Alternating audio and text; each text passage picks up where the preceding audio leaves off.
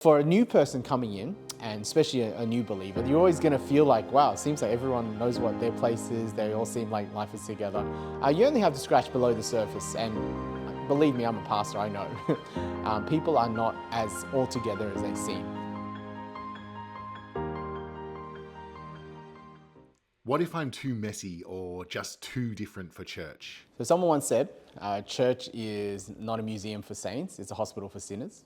And Jesus himself says, I've not come to call healthy people, but to call sick people.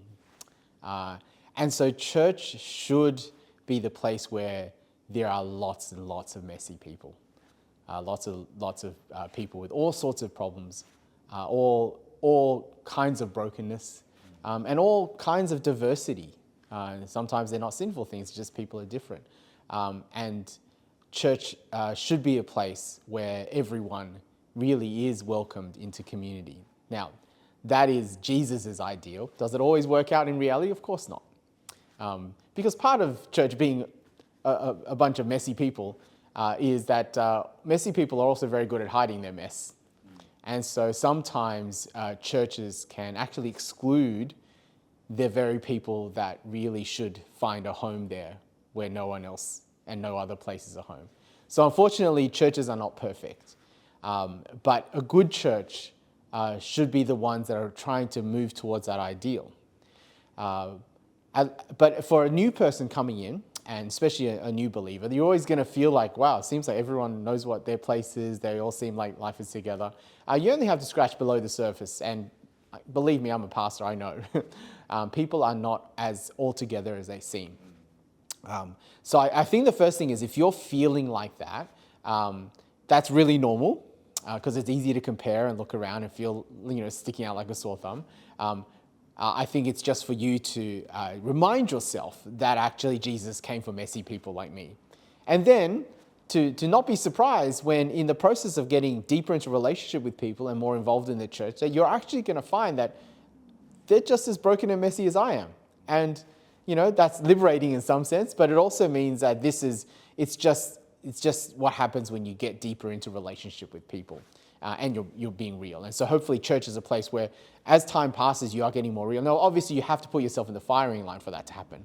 If you're only turning up for an hour and a half every Sunday, and you're not, say, in a Bible study group or community group, and you're not, meeting with people and you're not developing friendships, you're never going to see that. And so all you're going to see is the veneer of what happens, from 10 a.m. to 11:30 on a Sunday. So the more that you spend time with people, the more you realize, hey, actually there's lots of people like me. And a good church will also find ways not just to foster relationships, but foster real relationships. Just last night in my Bible study group, one of the guys shared quite deeply and personally a particular source of bitterness that was eating him up. And it was so honest, This guy's been a Christian for decades, but just his honesty and rawness, it really helped us not just support him, but it actually showed us the power of such small groups. Like, he wouldn't have said that in the context of 10 a.m. to 11:30 or morning tea after church. But there were four guys when we split up, and he was able to say that because we've been meeting all year, every week. Do you know what I mean? So you've got to give those kind of relationships a chance, those opportunities a chance, and it won't be surprising, or you may be surprised, just how much people how many people are just like me, just as messy.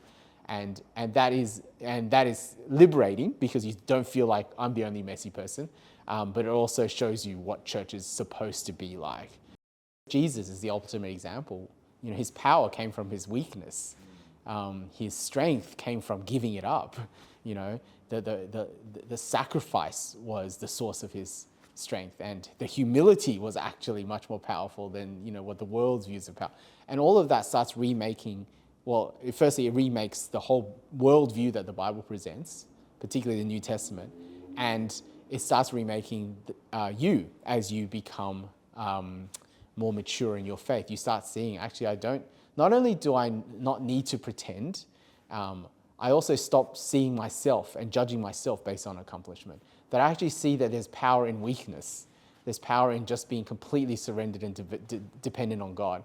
That actually needing God and needing one another and saying, I don't have it together, there's actually something beautiful and freeing and wonderful about that. And I actually want to inhabit that and live that rather than what the world tells me, rather than the way that I've lived all these years, which is based on, again, self-identity, based on accomplishment, which actually is very tiring, which is a rat race you'll never get out of, which means you're always insecure and you're always comparing.